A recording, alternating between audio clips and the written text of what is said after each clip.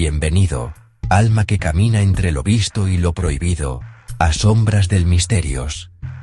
Hoy no hablaremos de batallas ni de poderes que rasgan el cielo.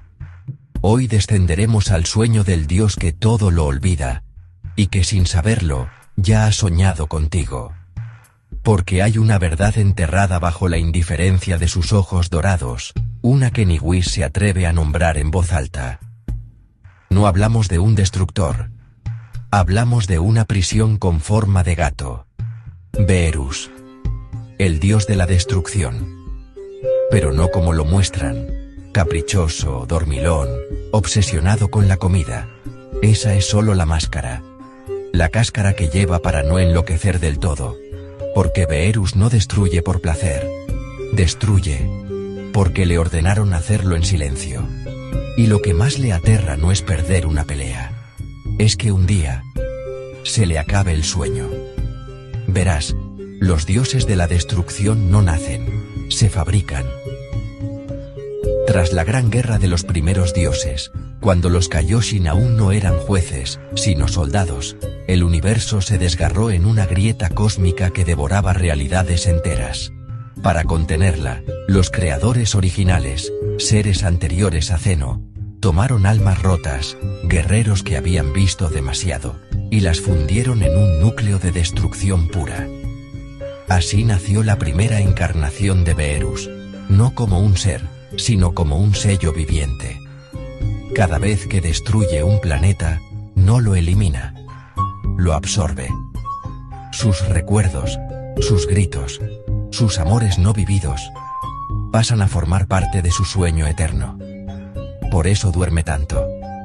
Porque en sus sueños, mantiene vivos a todos los mundos que ha borrado.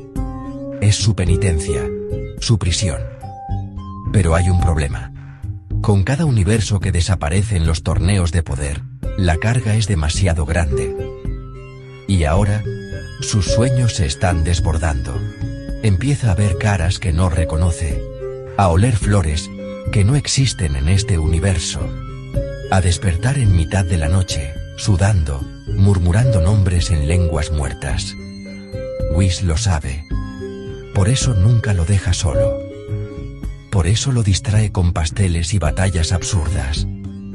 Porque si Beerus recuerda quién era antes de convertirse en Dios, el sello se romperá, y lo que salga de él no será destrucción, será olvido absoluto.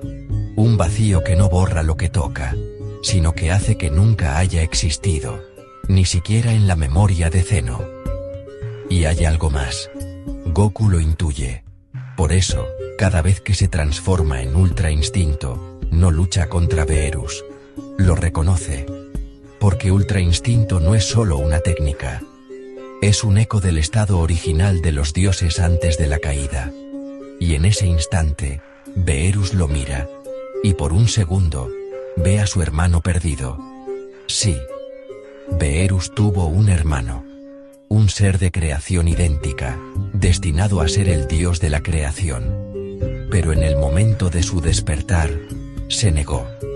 Dijo que crear sin consentimiento era tan cruel como destruir. Y lo borraron. Pero su esencia no murió. Se dispersó. Y reencarnó una y otra vez.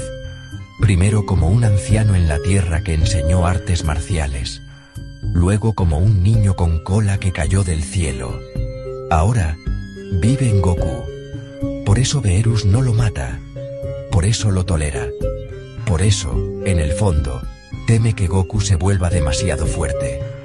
No porque lo desafíe, sino porque, si algún día lo abraza como solo un hermano lo haría, Beerus recordará. Y al recordar, el universo entero empezará a desvanecerse, como una página quemada por la llama de un recuerdo prohibido. Si esta historia te dejó con el aliento contenido, es porque ya formas parte del sueño de Beerus. Suscríbete a Sombras del Misterios, antes de que tu mundo también se vuelva un recuerdo que solo él recuerda.